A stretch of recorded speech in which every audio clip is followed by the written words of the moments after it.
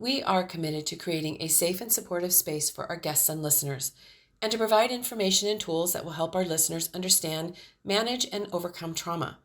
We understand that the healing journey can bring up challenging emotions. Therefore, we want to warn our audience that certain episodes may contain discussions or stories that could be triggering for some individuals.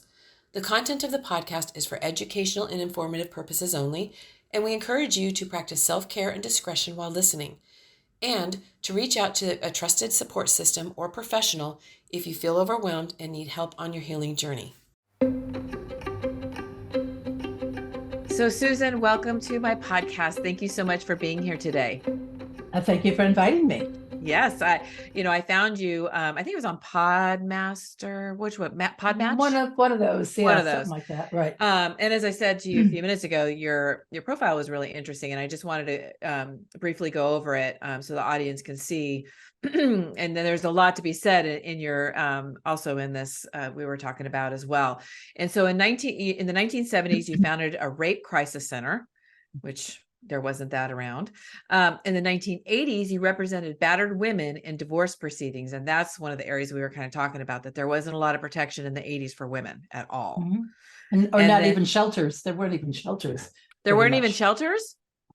Most of the shelters came up in the late 80s, maybe a few in the early 80s. But when I moved to Connecticut, there was no shelter. I moved to Connecticut here in 1981. Oh my gosh, that is horrible.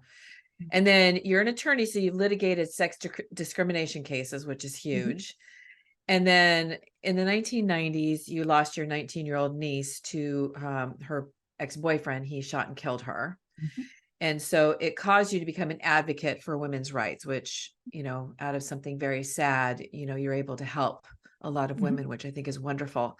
And then the area, we'll kind of touch on these, but the one area that I really kind of wanted to focus on, and it's your own healing journey that you created, this Thriver Zone. And it's a healing place for women who want to reclaim their lives after abuse.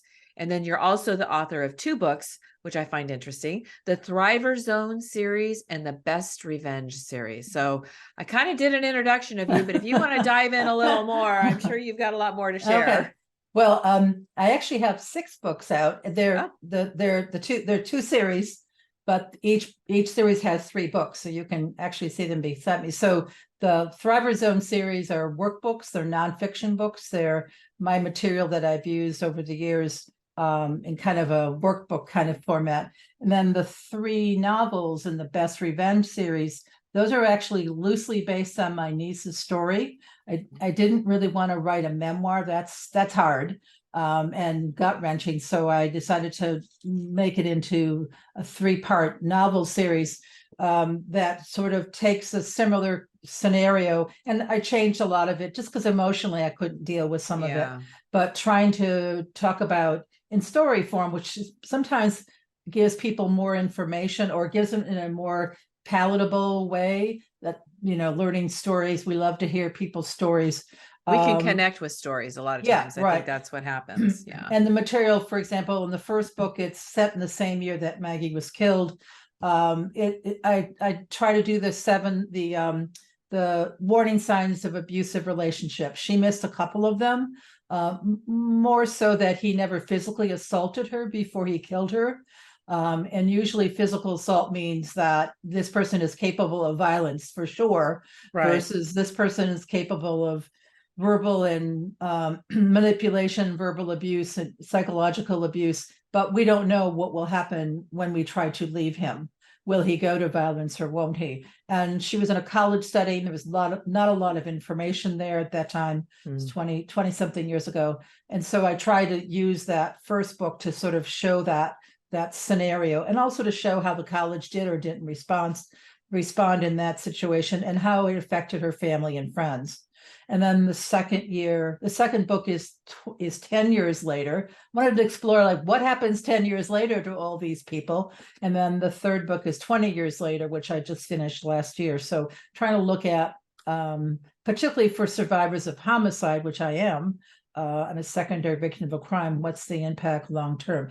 A piece that we haven't explored, particularly around domestic violence, but it's becoming more common, particularly with gun violence, that access to a gun makes this more likely. And the man who killed my niece did use a gun.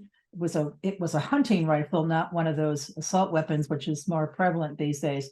But in the state where this was in Michigan, hunting rifles are pretty accessible. Particularly in the part of the state he was in, which was hunting country, and it was the fall, which is hunting season. So just that whole idea of what we could do to reduce this from happening. What are some of the pieces? More information, obviously, particularly on campuses, and then access to guns or some kind of weapon. Oddly enough, that campus where Maggie was killed had a zero tolerance policy for guns, except that he hid the gun and supposedly nobody knew he had it. Well, the college said that if they had any indication that he had the gun, they could have searched his room and found it. He bought it 10 days before he did. So, there's lots of ways to think about, not just how do we help people through these kinds of things, particularly families and friends, but how do we prevent some of this? So that's really what I've been a writer my whole life. So coming through this process, I really wanted to write not only fiction, but also nonfiction. Yeah. Yeah. And I know that the most dangerous time to get out of it, getting out of the domestic abuse relationship, actually leaving is the most dangerous time. Yes. Right. And that's usually when the violence will happen. Right. And that makes sense because you're dealing with a controlling person, and I should have put this in my resume, but I didn't. I also, since Maggie's death, for about 15 years, I worked with offenders, domestic violence, male offenders. And I was doing psychoeducational groups with them. They were not men who attempted murder. They were usually men who were arrested for misdemeanors like pushing and shoving, or the kind of intimidation that most states' criminal laws will allow the police to arrest. And they were sent to kind of an anger management. Let's get these kids in a room and see what's going on with them.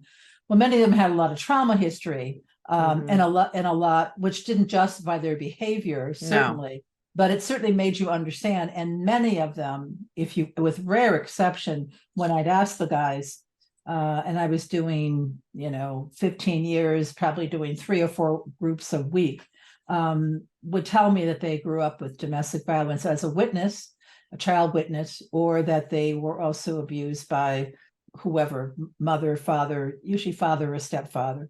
And so that whole environment just doesn't really lend a whole lot of information, and we don't really know what to do about, can we change these men? Will they change?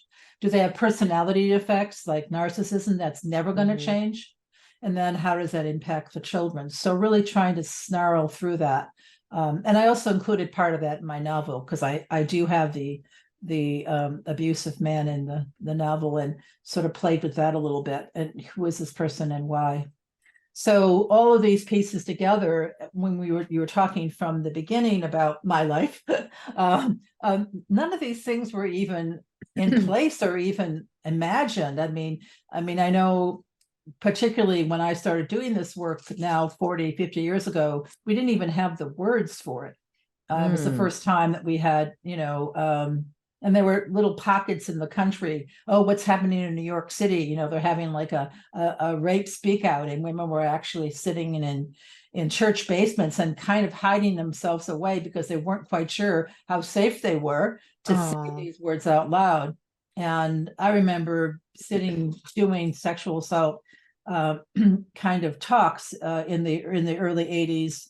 And being in rooms with women, and elderly women in their 70s, 80s, 90s would come up to me and say, I've never told anybody in my entire life, but this is what happened to me when I was a teenager, because there was no place to have that conversation.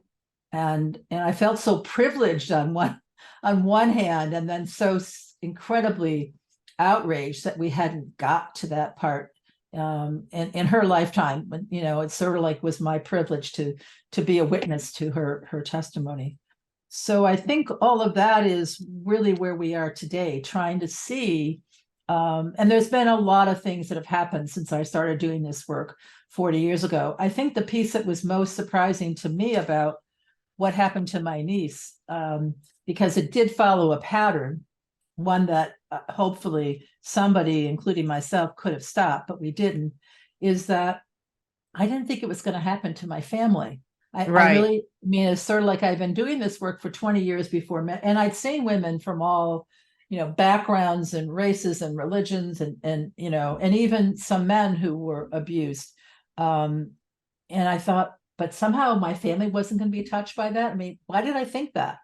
And I think that was the biggest shock. And then, is it because I was more highly educated? It was because I came from a certain, I grew up a certain way. No, it was just, it is everywhere. And the ability for us to control it, or even to address it, or properly serve the people who are victims, not only the women, the children, in many cases, the boys and the men, we haven't even been adequate. And I think COVID taught us that we can't even build enough shelters I know here I live in Connecticut, the month before COVID shut everything down in February of 2020, it was shut down in March. In February, I was at a meeting of a statewide coalition here in Connecticut, and it was like a hotline. It was a centralized state hotline, and they had on the board, as women were called in, what the current status of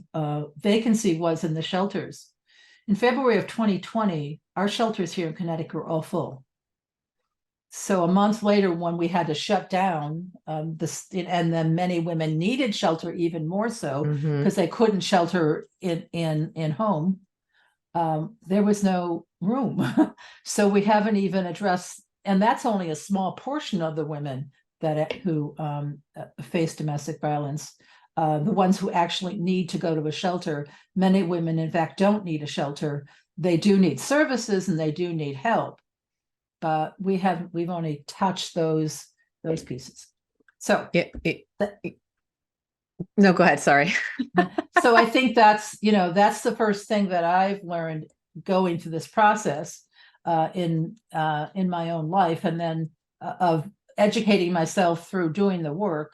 And I didn't really know why I wanted to do this work. In fact, it wasn't really until Maggie was killed that I sort of took a moment and said, oh, that's why I was doing this work. It was like preparing myself, and not just the work I did on domestic violence, but the ability that I had to be a writer and to really know what where things are and what I wanted to do with my life.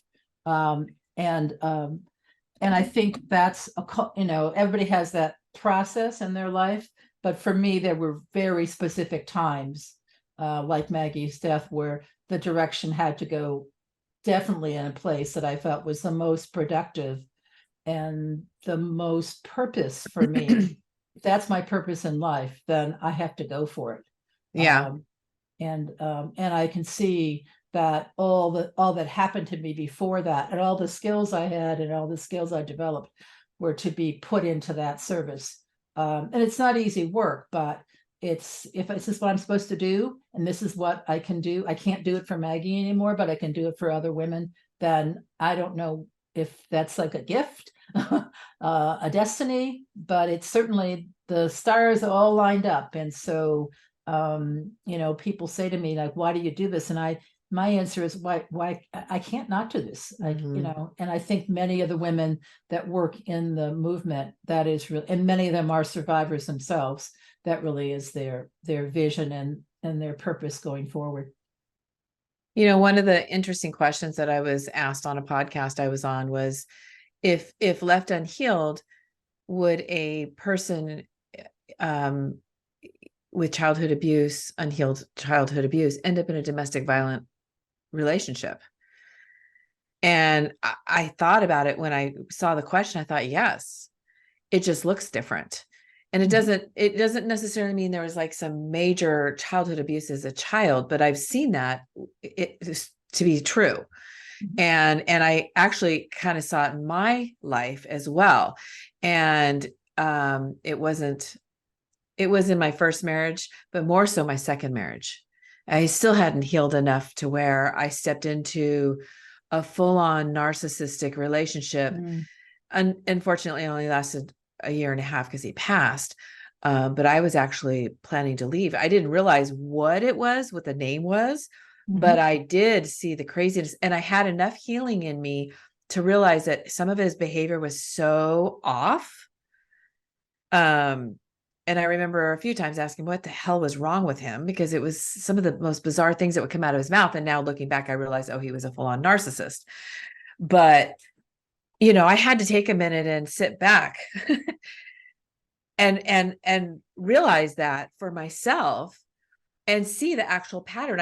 Once that question was asked, I stopped at my own and looked at my own life and saw the pattern. Right.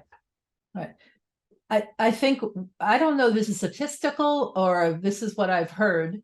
And it makes sense to me, particularly not only having worked with victims of domestic violence and sexual assault for, well, I think I did this recently because I got a Lifetime Achievement Award. It was like 50 years. So like, it kind of freaked me out. I was sort of like, oh my God, I've been doing this since college. Oh my God.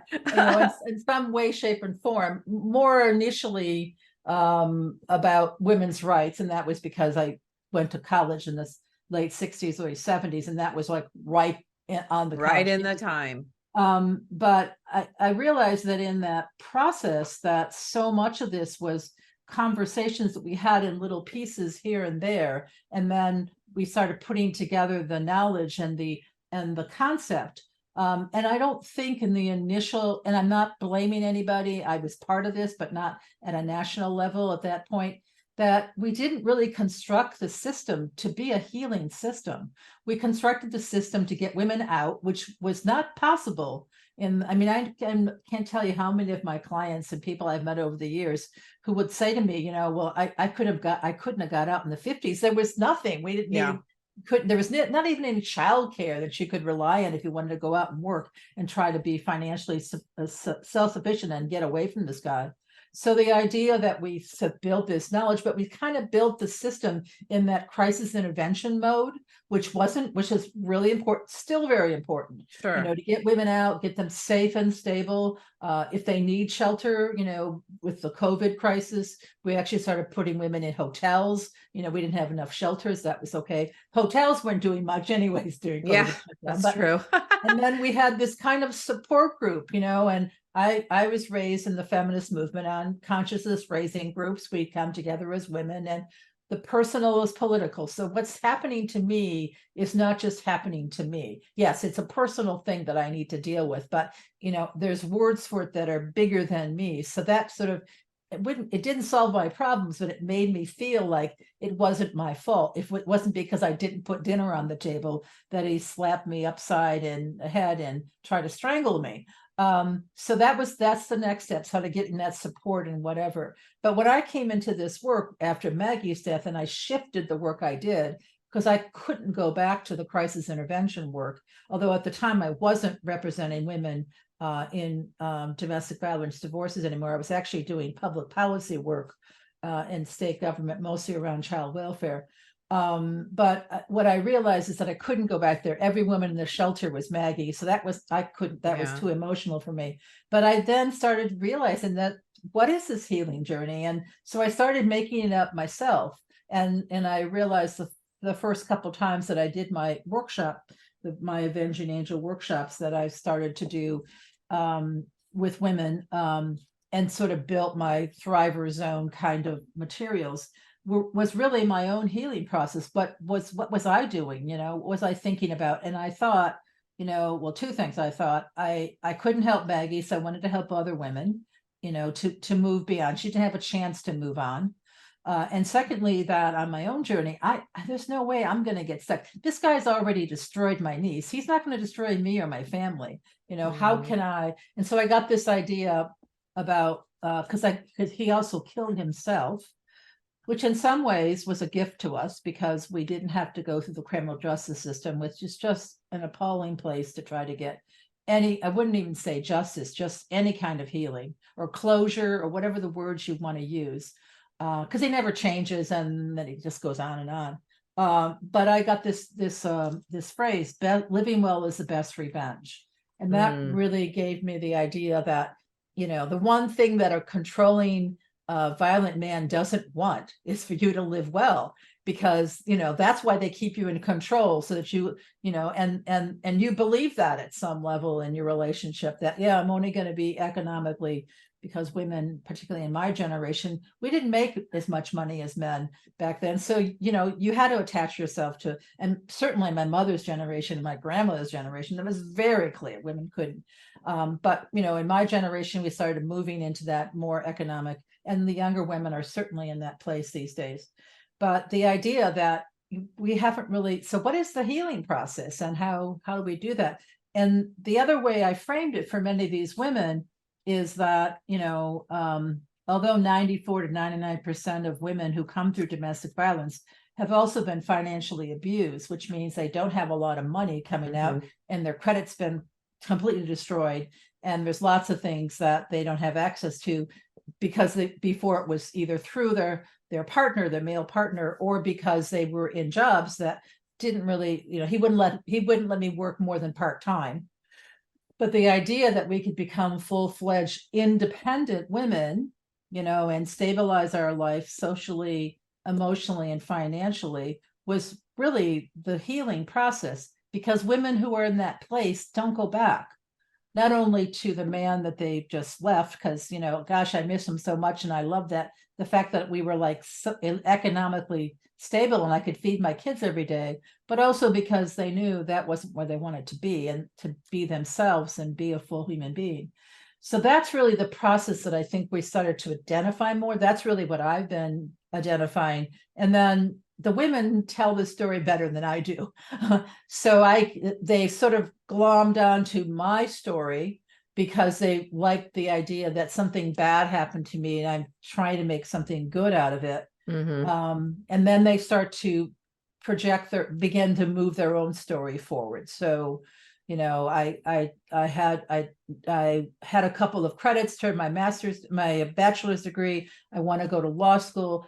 How do I get myself from here to there? And the women in my group, because I have a 2-day workshop that they come through.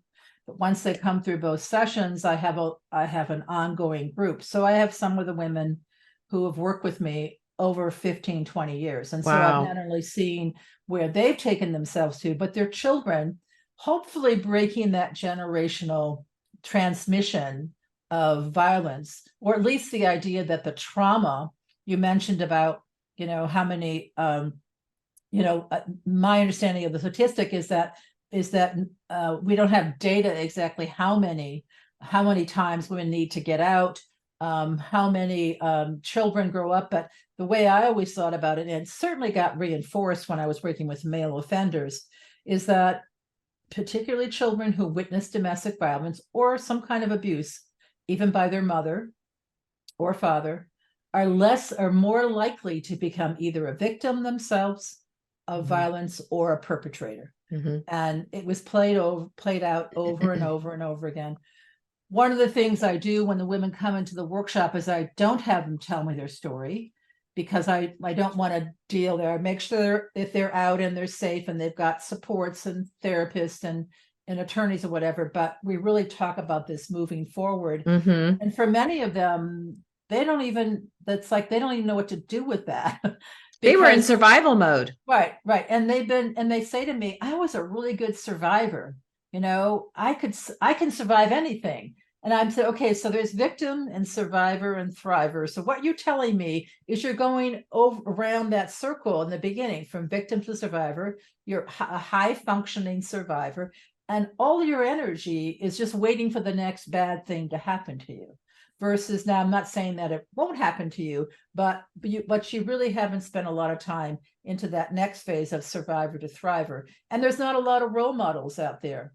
There's more now. There's still a social stigma to present yourself as a survivor of domestic violence, not so much as it was in the past, but there are people out there, particularly like Oprah Winfrey, who's a survivor of childhood incest. Maya Angelou, who passed away recently, she wrote I Know Why Caged Bird Sings, one of the books I read in junior high school. about her coming through her life and as a sexual assault victim. So there are models out there, but it's still not what people sort of put out there. There's still a lot of shame around it. Yes, a lot of shame, embarrassment, and it's kind of like trying to talk about it without, maligning people. And not that you worry about being sued, but it's sort of not my story anymore. I don't want to tell that story anymore. I want to tell this other story. And that's what I really encourage the women to do. So they've gone back to school and started their own businesses, and started singing again, started painting again, bought their own houses, have done things that, the person I saw walking into that workshop for the first time is not the person that they are today. But it's not been necessarily like overnight, but it began a process of recovery and healing. And we didn't even have words for it, actually. When I first started doing this work, recovery meant more like substance abuse recovery. Yeah. Healing was kind of more like medical health kind of stuff. And today there's some research. Actually, what they're talking about now in the trauma research area is what's called post-trauma growth. So if you're going to go through a trauma, and this work, some of this work research actually started with research with veterans, particularly veterans coming out of Iraq and Afghanistan, which is the most recent, and most catastrophic kinds of injuries. Many of those men in a previous war would probably have died from their injuries because they were so severe, but modern medicine allowed them to survive. And then it sort of began to move. There's a psychiatrist named Dr. Judith Herman, who is a woman psychiatrist, obviously. And she's in 1992, remember, we're now in the beginning of the movement, sort of articulated the 3 stages of recovery from trauma. And she talked about what I mentioned before, because I use her language now: safety and stability, stage 1. Remembering and mourning, looking at your trauma history. And then she calls it reconnection and reintegrating. So it's not necessarily going back to where you were, because where you were wasn't that great to begin with, but reconnecting to yourself and then reintegrating the kind of people you want around you, the kind of thoughts you want around you. So I do a lot about positive thinking, and also about the idea that you can move into a different part of your life where your skills are more valued, where you can see that you're accomplishing more, and that your ability to find your life of power and purpose is really what you want to do. And because of what happened to you, you could actually articulate that as a journey and help other people.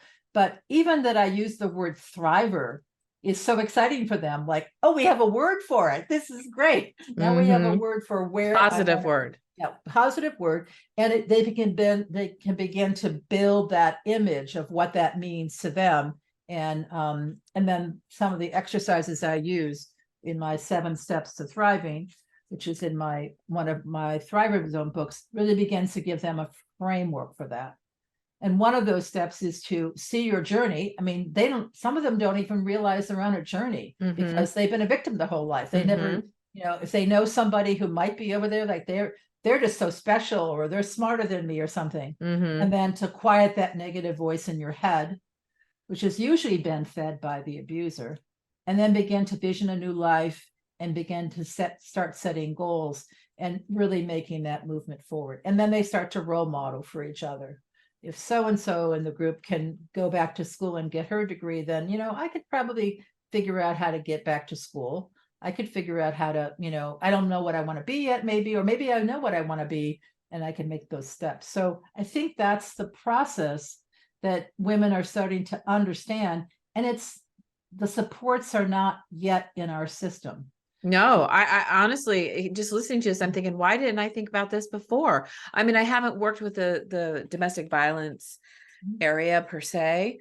I know of the shelters, and I've worked with shelters, where they, the emergency places where they take the women, but I've never thought about any kind of program or anything that would help them get out on their own so that they aren't going back to the abuser or going to another abuser, because oftentimes without that healing, they're just going to end up in another relationship that there's going to be abuse. Or if they economically don't come out of that first relationship, they're going to go back for economics reasons. I mean, you got to feed your kids. Right. And he may present this wonderful man who's going to take your kids in and blah, blah, blah.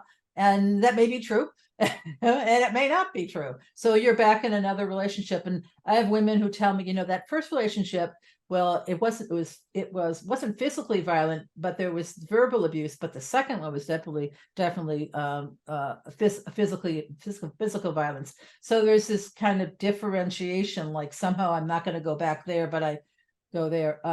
Yeah, so that's really what I've been trying to do now with my work, is sort of put it out into the world. In fact, this morning I just did a training for a program here where I live, and they're therapists, and just even talking about post-trauma growth. I mean, it's almost like you don't even need a word for it. You can recognize it. Some people come through the trauma miraculously in some way, and they find their purpose in life. But there is a process to it. Mm-hmm. And there is a way that, and I don't think I'm the only person in the world who's figured this out, but it's certainly the way I did it, was try to find something positive from it, and beginning to understand that if I moved in that direction and didn't get stuck in my story every day, not that I can't get pulled back into it. Sure. I can't get pulled, and I can't, that's why I don't have them tell me the story, because I can get triggered back from the trauma in a second. But the idea, and then finding those role models that, boy, if Oprah can do it, then I guess I can do that. And maybe I'm not going to be on TV and whatever, but that's not what I want to do. It's what it's her energy. I mean, she always put out this great energy, and she always interviewed people. If you ever noticed when she did her TV show, she'd always ask that question in some way, shape, or form. How would you get from here to there? Because that's the most interesting part of the story. And maybe I don't have the exact story you have, but boy, I hadn't thought about doing that thing, or I hadn't thought about, maybe I should ask for help, or maybe I should, go and talk to somebody, or get somewhere with an education that might then give me a better idea what to do with myself. So I think that's what's missing in the system. Not that we didn't design it well enough, but we were just working from what we had, which was pretty crazy. And it's still really an important system that needs to be in place. But the criminal justice system doesn't necessarily do this. And it's not designed to do this. It's designed to punish and to deter people. But even having done offender groups for many years, the guys are like, how long am I in this group? How many weeks? Okay, when I'm done, I'm out of here.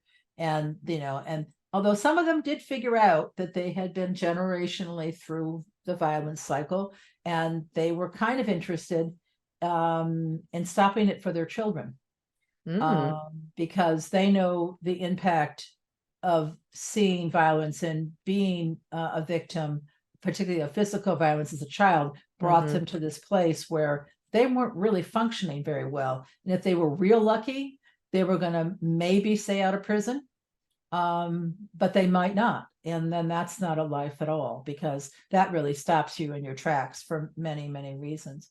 So I think that's the work I want to do. And there are more people that are picking up on it. Some of this research on post-trauma growth has certainly picked up on it. It's beginning to be seen broader than just vets,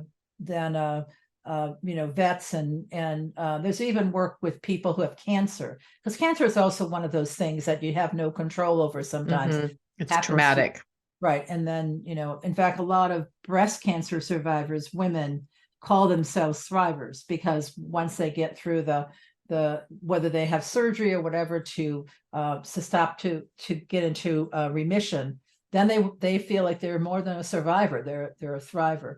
And oddly enough, there's a lot of connection. Someday I've got to see if there's any research on this, but a lot of women I know who've come through my program who are domestic violence survivors are also breast cancer survivors.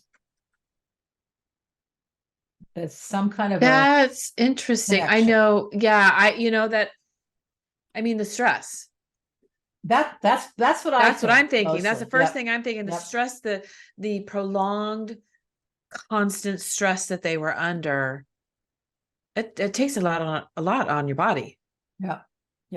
And that there's some kind of other vulnerability in their body or some other environmental factor. It just sort of builds on that. Yeah, I thought that was really, several women have told me that when they went to their breast cancer survivor support group and they went around the circle, it's like they were all like domestic violence victims pretty much. It's the same thing that That's interesting. one of the places where the domestic violence movement started actually was when women, I know several women have told me this story, that their husbands, their abusive husbands back in the 50s and 60s were alcoholics. And so they were going to Al-Anon meetings. And they were sitting in Al-Anon meetings with all these women whose husbands were also alcoholic. And they suddenly realized that there was something else going on in all those relationships, which was domestic violence. So they started to band together. And in fact, a couple of the shelters that I know around the country actually were started by women who met in Al-Anon classes or Al-Anon groups. Wow. Because and it made sense that particularly not everybody has to be an alcoholic to be abusive, but that tends to be where many men get out of control, or it may in fact trigger it. So these are the little pockets that we began to see. And then, and it took us how many years to even talk about alcohol abuse and the impact on family and children. Then it moves into, and then I think there's been more movement around child abuse and where some of those sources are, and then also the long-term impact. So many people in our society are carrying around trauma. They're also carrying through the possibility to have post-trauma growth or some kind of opportunity. And sort of like, one of the things I do when I take on a new task that feels a little scary to me, either, well, I'm afraid of heights, so I don't usually take on, those kind of things. But things that are a little bit, I don't know if I can do that, I'm not smart enough, whatever. I think about, okay, so what's the hardest thing I've ever done in my life? And right now, the hardest thing I've ever done in my life is get through Maggie's death.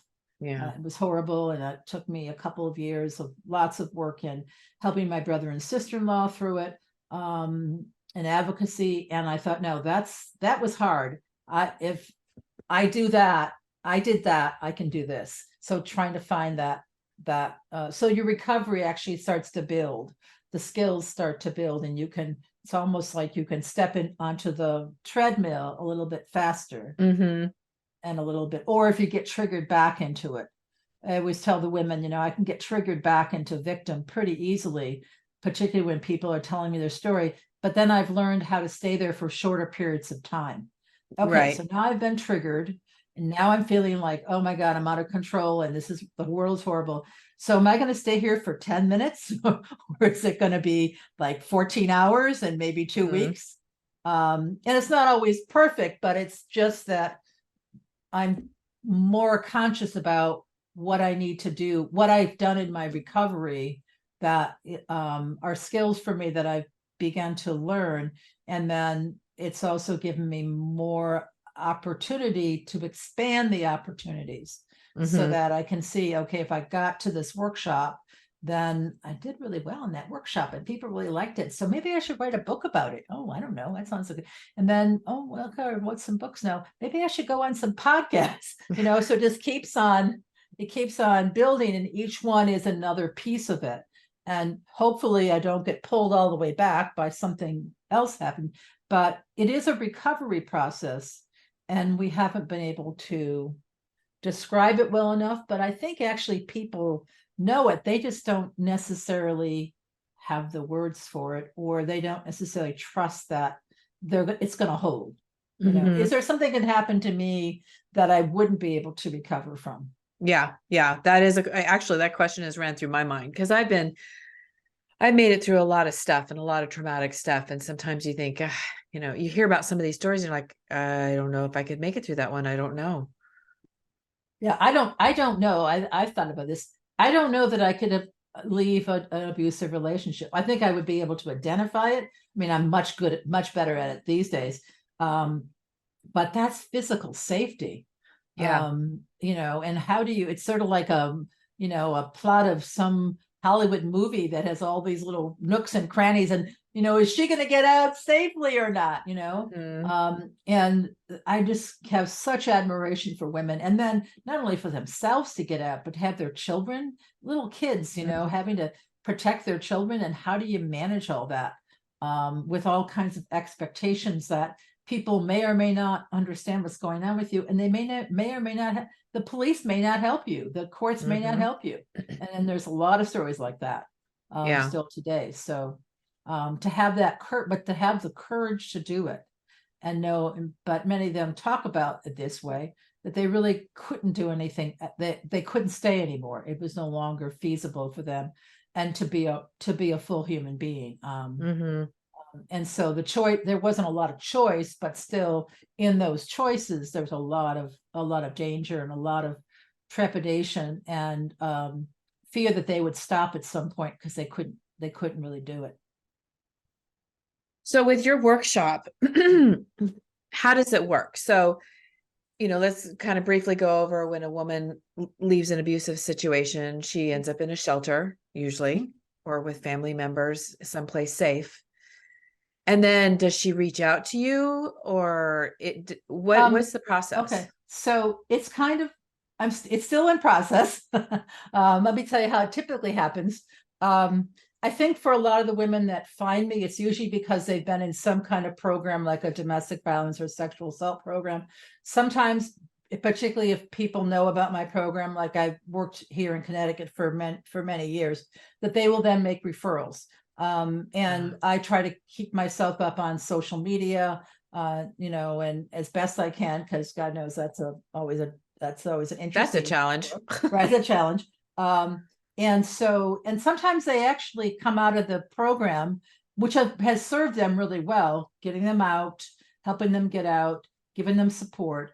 And they kind of do like, hey, what's next? And so sometimes people find me that way because they either ask around or they meet somebody who knows. And so I try to get to people in the helping professions, particularly medical people. Attorneys make referrals to me. Therapists make a lot of referrals to me because I do visioning and goal setting that usually therapists don't do. And so, and I always tell the women, you need to have, what do they say? It takes a village, so it's not like you come to my group and then those people you don't need anymore. It's always sort of building your resources, and you may, because some of them get dragged back into court on custody matters, you may need that court advocate in the shelter program, and so to keep all those balls in the air. True. And some people just find me by word of mouth. Up until COVID, I was doing my workshops in person here in Connecticut only. And then when I was in the middle of a workshop, actually, I had finished the first day of the workshop in March of 2020, and then everything shut down. And so I'm like, oh, and I'd been on a couple of Zoom meetings, but like, I'm not the generation that's supposed to know about Zoom, but I guess I could try that. So it took me a little while, but I got the material up on in a virtual setting, and it's worked pretty well. So what's been happening now is I've actually gotten women from other states, gotten other countries, women from other countries have found me. And so I'm beginning, and because I have a follow-up group, so they come to this 2-day workshop on 2 Saturdays, it's an all-day sessions. And then if they finish both sessions, they're invited into my follow-up group. And that group meets monthly, and I also have some special events, like we have a May retreat. We're coming up into our holiday party at the end of the year. And so I built this community of women, and in fact, they're basically reinforcing each other, and being role models. So that word of mouth has sort of gotten out. I think what's interesting about my work is that I don't think I'm the only person out there that's doing something like this, or at least identifying the need. And some people are doing I tend to, my workshop's a writing workshop because I'm a writer, and that's how I communicate. But other people are doing yoga and meditation. There are lots of pieces. The federal government has identified some of these as emerging innovations about recovery for domestic violence or they talk it more broadly, gender-based violence survivors. And maybe some of these should be more available in the standard programs. Maybe there is a piece missing. The problem is what I do is not funded currently by the federal or state money. I can't apply for that money because I don't run a shelter, and I don't run support groups as such. And so we haven't really completed that continuum in terms of funding. I have a small nonprofit because I said before, one of my very strong values is to do it for free. Don't want people to take my material and then charge women $1,000 for a workshop. There are probably some women out there that might be able to pay that money, or even $25. But the women I've worked with over the years, I mean, usually when they're coming out, that $25 will be like, either I feed my kids or I come to a workshop. And so I know what my choice is. Yeah. But trying to get that system to begin to understand there's a piece missing. The piece that I've been trying to articulate, because I used to work in state government and worked in the budget agency where people, it's about money, where's the best place to use the money? Well, there's a return on investment here. To run many of the women that come through my program do not go back. That means they're not going back to the shelter. Shelters are very expensive to run. You have to have a building, you have to have security, you have to have staff there. It's important, and we'll pay for that, but that's a very expensive kind of thing. And support groups, not a little less, but you have to have staff. What I do is not that expensive, and it's prevention. So if we could put our money at where it has the most use, and to reduce that need for people, we'll probably never reduce the need for shelters as such, but it's a model that needs to be expanded. It needs to also recognize that recovery is a piece of the continuum, and that it can help women either not return, or it can make their ability to move through much faster. So women do find me, programs find me, attorneys find me, therapists find me. And when they find me, they're like, oh my God, why isn't this someplace else? So one of the things I'm trying to develop now is a train the trainer program that would allow that I could help train people as to what I do and why it's as effective as it is. And then see how we could integrate it, start to build models of where would it be integrated.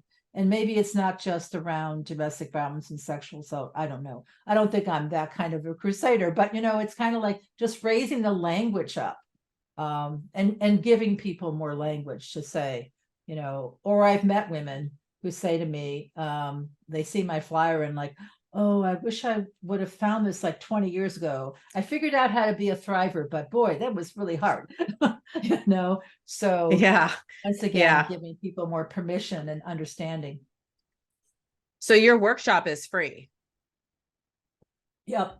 Yeah. Okay, good. And it's interesting. I'm sitting here, I'm thinking about this because I've never heard of a program like this. And I mean, I would imagine you're probably inundated with a lot of people calling you and contacting you because there isn't a lot of this out there. Right. I wonder if there's anything here in San Diego for that, like that. I've been to San Diego. I've actually been to the Family Justice Center. Do you know the Family Justice Center in San Diego? Yeah. And one of the things years ago, I was interested. I'd been there in San Diego, and I did a tour of it. It was very, very new, and that that was another revolution I did. Put everything in one place. Well, isn't that a great thing to do? Because these women got enough going on to go from here to there and call this person. So that was a really brilliant idea by Casey Gwynn. But the idea that we sort of make it simpler for people and to give them some sense that there's a continuum of care. And we do that with medical, treatment now these days, much more. There's a healing stage. There's a stage where you need to get acute care, where you need to get some kind of step down care and moving it through. I wouldn't say that the whole world is calling me yet, because some people don't understand what I do. I mean, they kind of like, well, what's this person doing? And why aren't they like, are they and I'm an attorney, so I'm not like a social worky thing kind of person, which is a lovely profession. I have no problem with that, but I don't do therapy, and I'm real clear about that. What I do is motivational work. And it's not to say that women aren't motivated. they got out, or they got through the crisis of sexual assault. So they're definitely motivated and they're determined to move on, but they don't know how to get themselves there. Mm-hmm. And so it's really like like, where are you stuck? Are you stuck in, I don't have enough positive energy? Because God knows he's been screaming at me for years about I'm stupid and ugly and no one will ever want me. So I got that negative voice in my head trying to quiet it down. And then maybe their desire isn't focused enough. Maybe it's just that I need to make more money. Well, that's a great desire, but does that mean a better job? Does that mean more education? Does that mean moving for a job that you could get that is pretty easily in another part of the country? What does that mean? And then what's your fear that keeps you from doing that? And for many people, in particular women who've come through some kind of abuse, the idea that the fear is a thought, not a thing.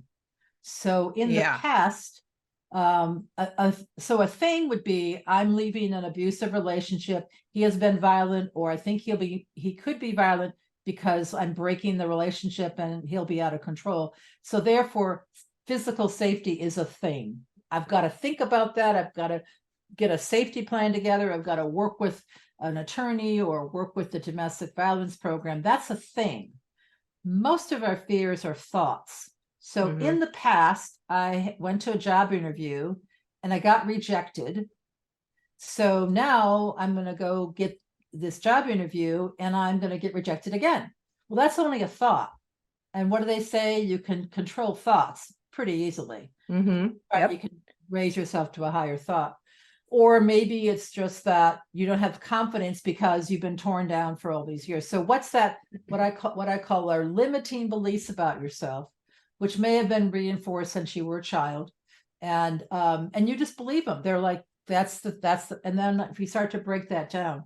And then the other thing I teach is that you want to understand that if you get this thing done, if you break down that wall of fear, what do they say about walls? Going over, under, or through them. You will get what I call the real you. So one of the things I realized in my process was, although as much as I wanted to do something in Maggie's honor, I'm like, well, I'm not a social worker. I can't do a workshop. I mean, I had all these fears and these limiting beliefs about myself. And then I realized that one of my values, and that supported me and even thinking of this, is that I have always been a person that has to do meaningful work. It's like when I went to law school, I didn't even think about becoming a tax attorney or, that, I mean, not that tax attorneys can't do wonderful and meaningful things for people, but it just wasn't my meaningful work, Right. I wanted to go to law school to help women, get better jobs and in discrimination and stuff. So if you give me that reward, I'll push that wall. So I think we forget about the piece that what we can feed, that value that's really important. And so wherever they're stuck in this process, it's not because they're stupid or they're not capable. It's just that they're stuck. And if you were stuck in the mud, you'd figure out how to get yourself out of the mud by taking apart. Is it my car? Is it the mud? Is it whatever? And then who can I get help to get myself out of the mud? And I think when I break that process down for them, they realize that, yeah, they're stuck, but they could start to pull it apart a bit, or they could break it down into smaller tasks. So if I want to go back to school, the first thing I'm going to do is see, what classes I want to take. And then, go talk to a counselor, talk to some people who graduated from that class or that school, see what they think. See what jobs are available right after graduation if I take this class or that class. Maybe it's a 2-year program rather than a 4-year program to start, and sort of breaking that down. And that's that's the piece that I sort of bring to it. And that model is when they start to see, and that they do one thing and it's very successful. They can say, well, I think I know how to do that again. Let's see if I can break it down. And then they keep ratcheting it up, from I need to go back to school to suddenly they're, in law school. Yeah. Graduating. I mean, it's like incredible. I mean, and I think about, that wasn't what I thought was going to happen when I first met them, because they were just so bedraggled down. But I have this one question I asked them in the very beginning that sort of perks them up a bit. I asked them the question when I had them introduce themselves in the workshop. If you had $10 million, and I was thinking about making it be $1 billion now, because we're now talking about billions and trillions of dollars, right? Right. So Comes up a lot. If you had $10 million and all the time in the world, what would you do? And because usually when we think about things that hold us back, it's, oh, I haven't got the money, haven't got the time. And then they come up with these amazing things. And by the end of the session, they start to either pull that apart a little bit, or at least they got the energy of it. Because it gave them energy. Right. For many of them, what they usually come up with is, I want to help other people that have been in similar circumstances. I want to be able to, do things that might make other people's lives, because I know what that feels like. That could be my purpose. And at least that gets them, the traction starts to go, the wheels start turning, and they believe more limitless possibilities than they believe on limiting beliefs about themselves. And that's a motivational process. And I always tell them that, most people that are successful as human beings are not smarter than us. They figured out how to keep themselves motivated. And unfortunately, for many people, and particularly men, are still socialized. That reward for them is usually how much money they make. Yeah, because that's how, So, but look at people like Bill Gates and I don't know, George Soros, very wealthy people. They've given their money away now.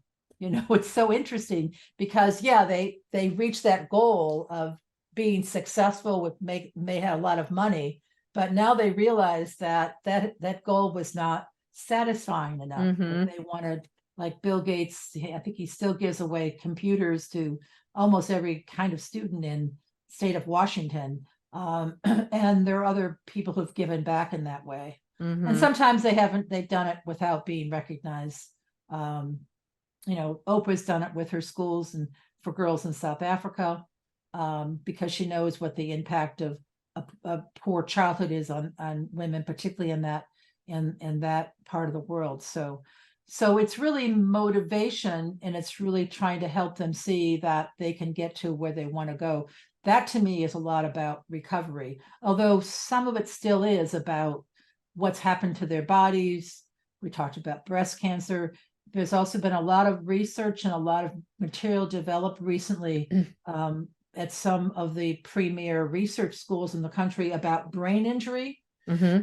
That and I didn't realize this when I was representing women in divorce cases. Many of them were just so disorganized and so out of it.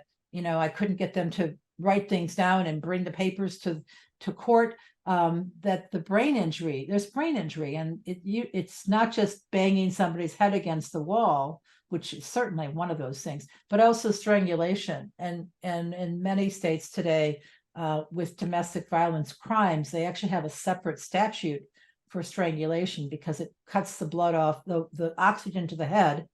And then there's brain injury. And so a lot of these women have lined up with very traditional brain injury kinds of symptoms that nobody identified before, including the medical profession, because they weren't in a car accident that would have caused brain injury. They didn't fall off a cliff or something, or have a spinal cord injury. And that process has really helped them to not only feel better about themselves, like it's not their fault, but it's also helped the professional people around them to assess them in a much better way. And give them the help they need for that.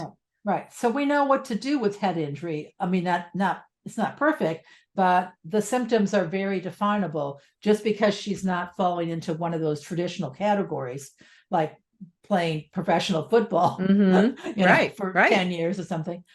So that kind of information is also beginning to flow more, not only to the women, but to the staff at the domestic violence programs, to medical professionals, and also to the courthouse.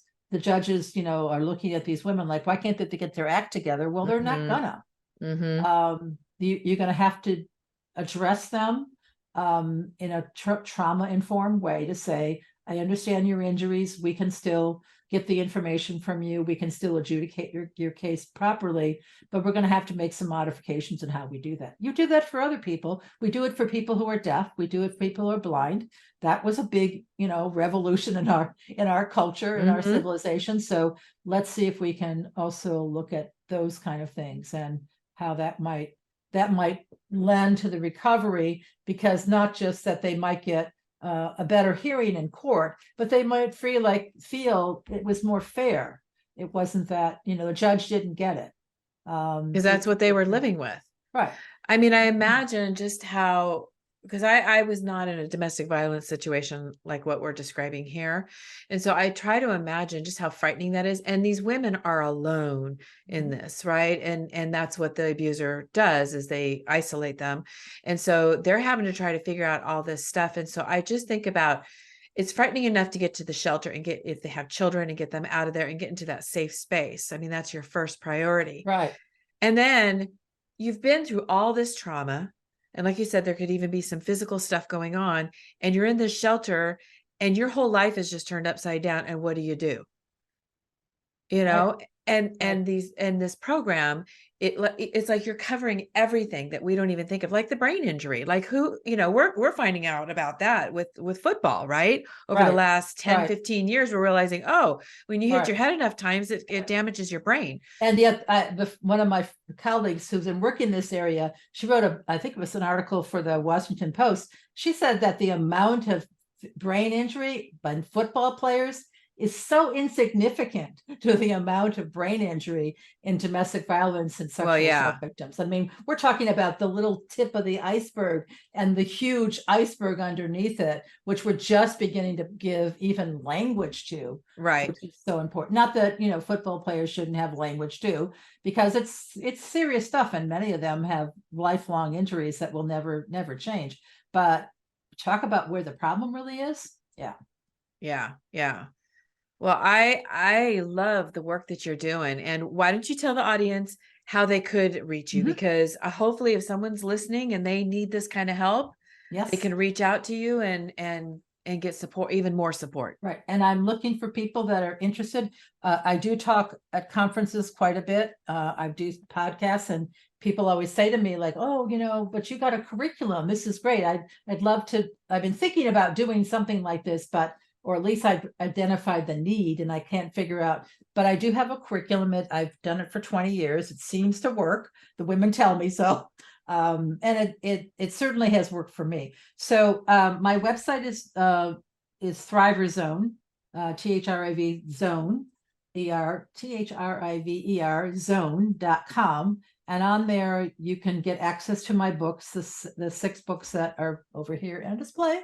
Very nice. And also one of the tabs is workshops on that website. You can also go to myavengingangel.com, which will take you directly to the tab on my website, which describes the workshops, has the most recent flyer for the workshops. As I said, I don't know if I said this before, but I have workshops coming up in February or March of next year. I do them 4 times a year right now.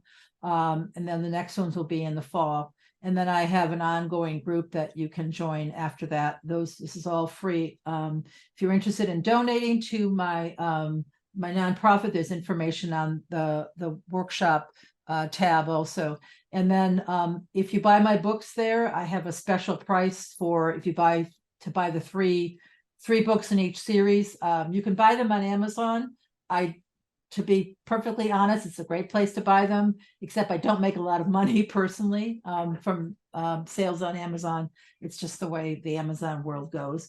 But it gives you lots of exposure. So make sure you give me your link to your website, because I do put on my website a place for the guests to go and look up books and stuff. And so I'd rather you get all the money than Amazon get it.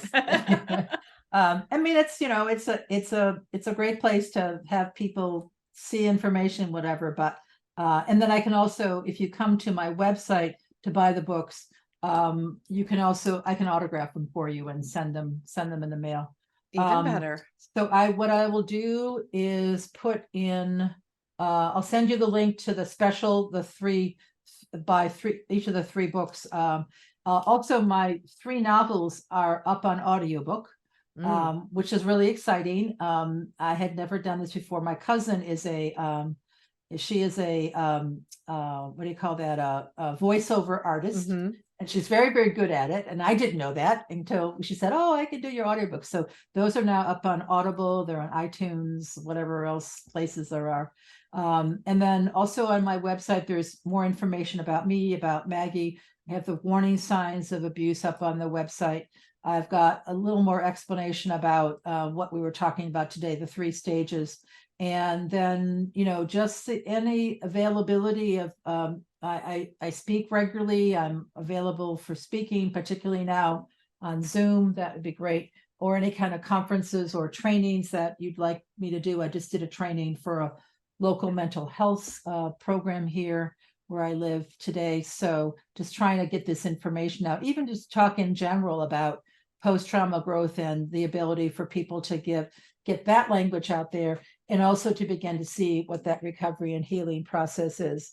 Got a couple other things are kind of in the works. I'm trying to move into a train the trainer program and really trying to find a way to put this out there more clearly. I think more people are seeing the need for it. Oh, yeah. There's also a lot more conversation about what this would look like if we began to, I think COVID gave us this idea, of all the bad things that COVID gave us. I think it gave us an idea about people want to recover, and they want to move beyond things. And maybe there's some kind of a gift in that situation, but there's also been a lot more opportunity for people to see that it's not, bad things are going to happen. Struggles are going to happen. That's the nature of the story we all live.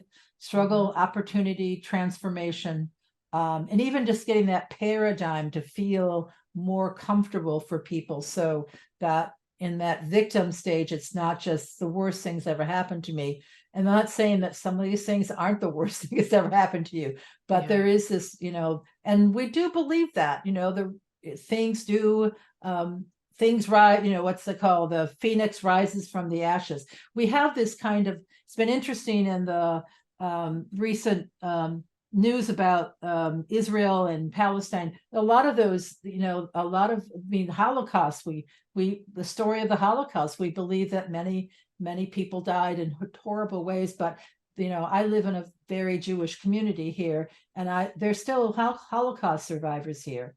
And that spirit, that they survived and they're thriving, and they have lived to tell that story, and they are clear with their children and grandchildren that you can rise above. So it's in our mythology. It's just trying to apply it in a way that feels more personal to us, and not just, oh, somebody else did that, but I can't do that. Or, it's not the same thing when you're here or there. And I don't think it's that it's different. I think we need to educate more people about how it is the same and why we're ignoring some of the really serious human needs and problems we have, including domestic violence, including sexual assault, including gun violence. I mean, that's just horrendous. The number of people that have been impacted by that. And now it's happening in schools and synagogues and churches and Home Depot. Theaters. Yeah, it's hard to imagine that we as a civilized society can't get some of this, or if we get it, we can't move, the mountains. And so I think it's the vernacular is getting much more clear. The conversation is getting much more clear, and the inspiration is getting much more clear. I just had people say to me regularly, I'm so inspired by what you do. And I'm thinking, well, but I'm inspired by so many other people, and that's really what you want this to be, is to see that the human condition is, there can be struggle and there can be difficulties, but we always transform. We have the capacity to transform, whether it's physically or spiritually. That's what the human condition is. And it's been like that for centuries. We're just trying to make it more accessible to all people, and particularly to people like women who have not, and children who've not been at the top of the list over the centuries of the human experience. No. And, I think that what's so beautiful about this workshop is it does give these women not just hope, but it really does take them in a direction of healing and growth, and their life can be very different. Right. And then they are able to pay it forward as well. Right. Yeah. And their kids see that, I say to the Yes. women, like I can't forgive myself for getting in this relationship. I mean, how my kids were impacted. My kids saw that this is what, I got them into. And I say to them, yeah, but they also saw that you left, and that's a role model. Yeah. So that if you stayed forever, and there might be reasons why you did that was also safety, but that you gave them a chance to see that you did leave and you did do something better, and that has enhanced their life, and you are their role model. And if you don't have that as role model, then it's just going to continue through generations. And maybe that's where you came from, and that you wanted to make that change. And so in that kind of change, can we not just do it personally, or is it a combination of personal lives, and then it just begins to be like a wave, and like a drop of water in the waves. And more people like, well, if she can do that, then I can do this, and it's no longer like this big overwhelming fear we have to overcome. It's kind of like, oh, I hadn't thought about that. Let me go try that and see if that works. People, other people do that, and how do they do that? I don't know, but we can get that muscle to work too. It's just taking steps. The muscle memory going. Yep. Take one step at a time and not allow yourself to get overwhelmed. That's my motto, because I end up getting overwhelmed real easily. Well, thank you so much. This has been really great. And all of your links and contact information, we'll have that available for everybody. And, I know if anybody's in a, scary situation, they could reach out to you, and you could at least give them guidance as to where they need to go and what they need to do. And then of course, support them once they're out. Yep. And then there are a lot of people that want to help. There's a lot of, we don't have it perfect yet, but then there isn't anything, but there are a lot more people that asking for help is not asking for the world. And I always say this to people, well, two things I say about asking for help. One is that you're giving them the gift to help you. And some people, that's a really big gift. And secondly, I don't know anybody that I've ever reached out to and asked for help that said, I don't think I can do that, but I know somebody who can. Or let me go find you somebody. Let me think about this for a minute. So there's always it begins a series of asks that somebody, is going to continue that chain until you get there. So asking for help is a really important part of this. And there are people, and if the first person doesn't understand what you're talking about, then go to the next person, because these are words that now are in the vernacular. And they are commonplace words, at least to get the conversation started. And then it may be there's more intricacies to your situation, but people are willing to help, and people want to help. They want to help. They don't want to see people in a harmful situation. So ask, say. Exactly. Right. Well, thank you so much for doing this too. I know I'm not a person that would ever do this, but I so admire people like, oh, that's really interesting. I guess I could have a podcast someday, but I think it's so interesting that for many people, this is a really good communication tool. They may not read something, or they may not come upon something, but they can find something that a podcast or a interview, and that's really what we don't know how many people what we just said can impact. How many people we can impact. Exactly. And the thing is, I didn't realize it, but I always wanted to have a voice. I got my voice about 7 years ago, and this is the platform I wanted to use it on. And I wanted to be able to give a platform for others as well, to give what you're doing is important. And I didn't even realize there was anything like that out there. So getting this information out there is critical. Right. Thank you so much. Yes. So yes, and one of the things that women have been allowed to do more so, and then my mother's and grandmother's generations, and before that, is to have a voice and to speak our mind. And so we have to continue that. We can't shortchange what do they say? The women whose shoulders we stand on.